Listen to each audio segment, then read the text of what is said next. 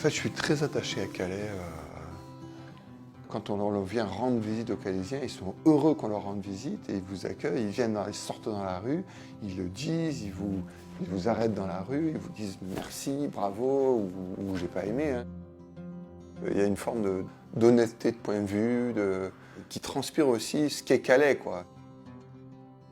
Et moi, c'est ça qui m'intéresse chez les Calaisiens.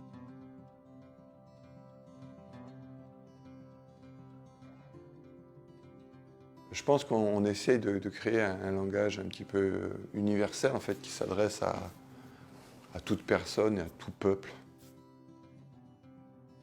En fait, le pouvoir de ces machines, c'est de permettre à l'adulte de retrouver son regard d'enfant, quelque part, lorsqu'on a 3, 4 ou 5 ans et qu'on évolue dans un monde de géants.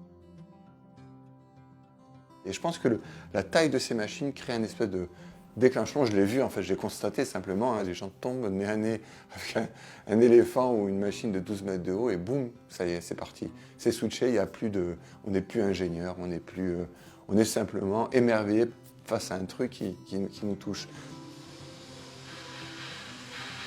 Même s'il n'est pas complètement encore assemblé, il entre déjà dans notre histoire.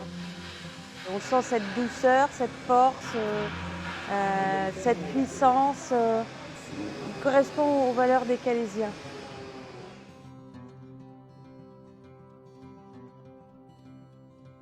Derrière ces machines, c'est des milliers d'heures que des êtres humains ont passé à façonner avec des gouges, avec des gaz, de l'oxygène, avec des machines à attaquer la matière.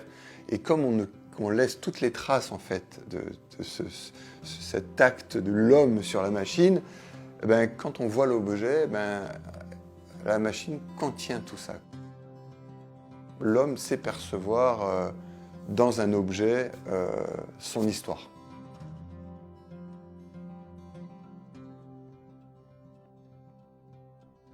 La force de la ville de Calais, c'est que c'est une ville justement qui est en totale mutation et transformation.